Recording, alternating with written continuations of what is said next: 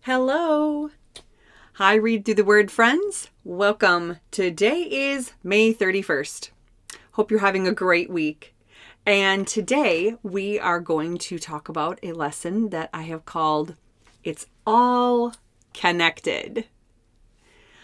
And our key verse for today is from Proverbs 15:4. Probably a verse you've heard many times. Gentle words are a tree of life. A deceitful tongue crushes the spirit. That's a pretty powerful verse. I am going to read some other verses today that really connect with this. And our lesson today is going to be about kind of the one common factor that these verses have. As I was reading, these verses stood out to me, and they kind of all have an underlying theme. So our key verse, right, kind of, just a good picture of overall what we're going to talk about today. Here's some similar verses from Proverbs 14:30, and this is from the New American Standard Bible. I like kind of looking at lots of different translations. So I brought out several verses with different translations. So Proverbs 14:30 in the NASB is, a tranquil heart is life to the body, but jealousy is rottenness to the bones. Proverbs 15:30, the NIV says, bright eyes cheer the heart. Good news strengthens the bones. I'm sorry. That is the version from the Holman Christian Standard Bible, and this is the NIV. Light in a messenger's eyes brings joy to the heart, and good news gives health to the bones. Proverbs 16:24, the NIV says, gracious words are a honeycomb, sweet to the soul and healing to the bones. Words bring life or not life, right? Good news, a cheerful heart. Are you starting to see the connection? And this one is my favorite, Proverbs 15:13. And this version is from the Orthodox Jewish Bible. It says, a lev, which is heart, lev or leb is heart. Sameach, which is happy. The word sameach in Hebrew means happy. So a lev sameach, a heart happy, maketh a cheerful countenance, but by sorrow of the lev, sorrow of the heart, the Ruach is broken.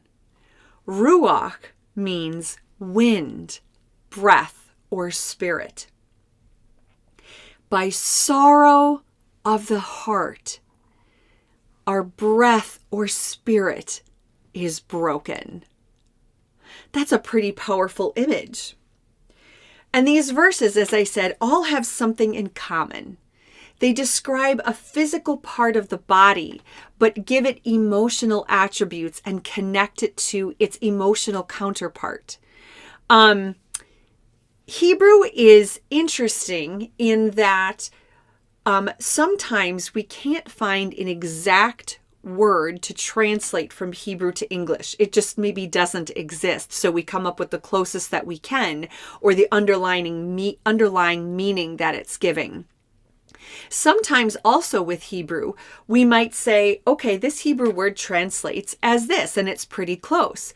But it's actually not what the text is communicating, because the words around it, or the words connected to it, or the meaning connected to it, or the meaning connected to it in multiple other places in the Bible shows us that it's something different.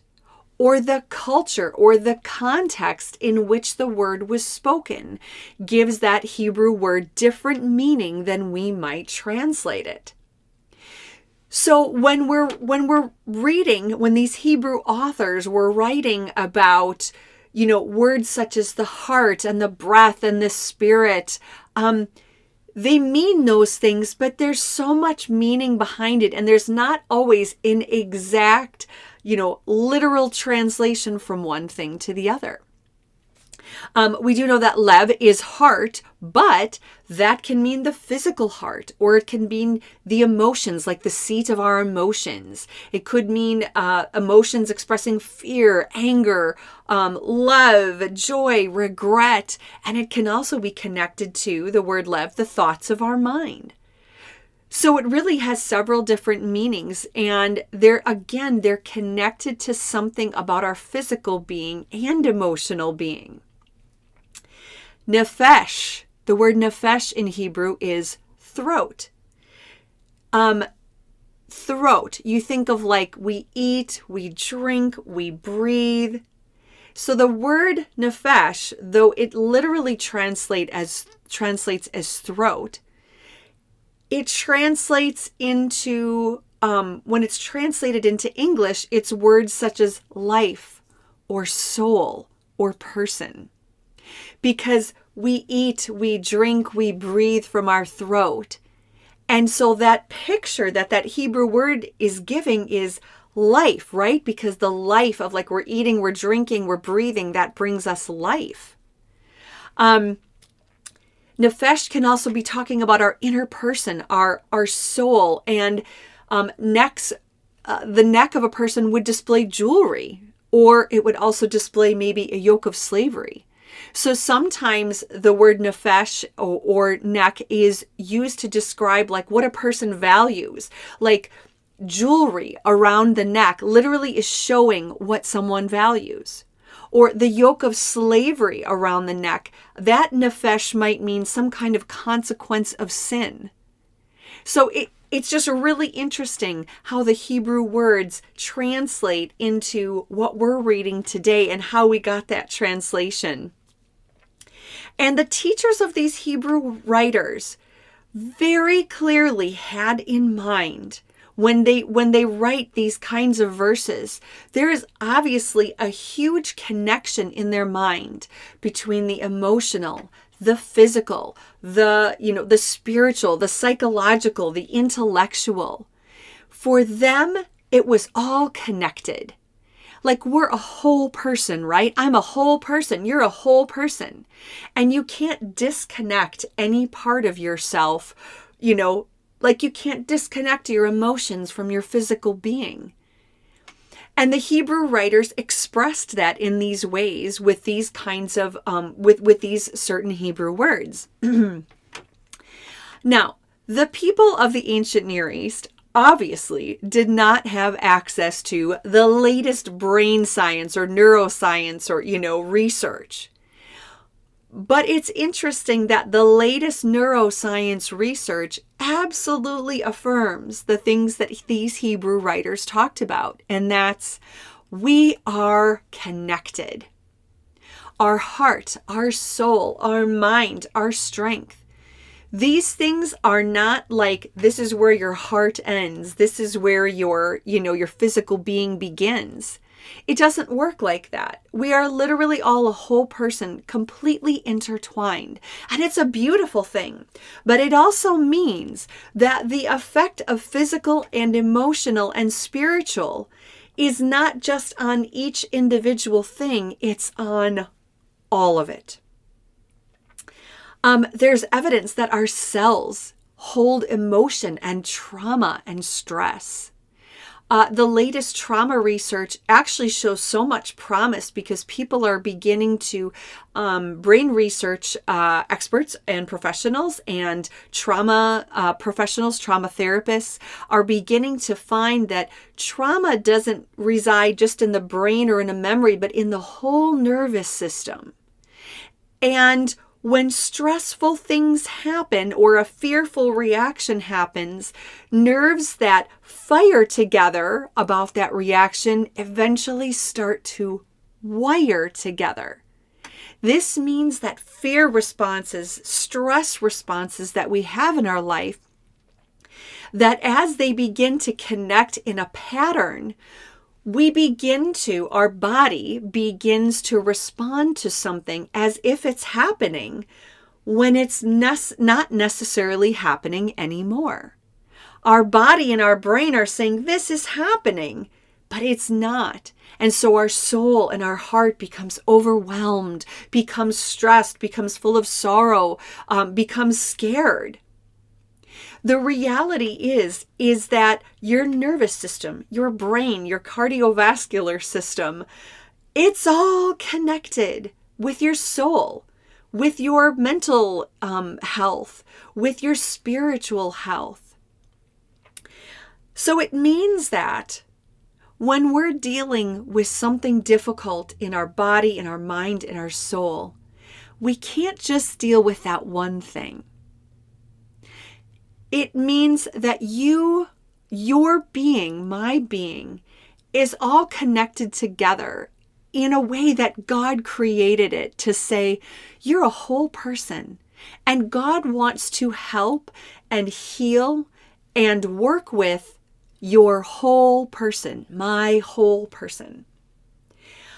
On a personal note, I've dealt with some really interesting, sometimes a little bit scary physical health issues in the past several years that have really been challenging for me.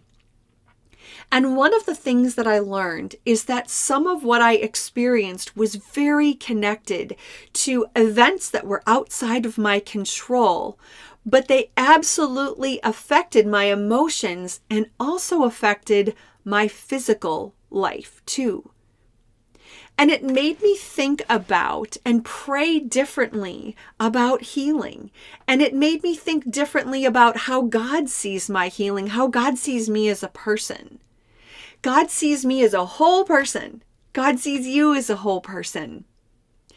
What the Hebrew writers were communicating to us in these words is the same thing that neuroscientists are saying today.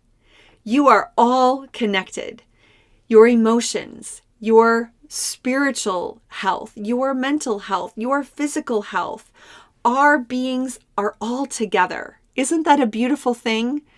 It means that though our beings can become injured and hurt by harsh words or by tragedy or trauma, it means that we can also heal our whole being. The parts of us that have been injured can rely on parts of us to be healed. What a beautiful picture of how God made us. I would just encourage you to look over these verses today. I'll have them in the notes, these different verses from Proverbs, and to just find one that really rests deep in your soul to help you remember you're a whole person. You're connected. God connected you all for a reason, and He's got His hand on every single part of your being, and every single part of your being, it's beautiful to Him and is capable of healing and joy and love. We'll see you next time here, friends, on Read Through the Word.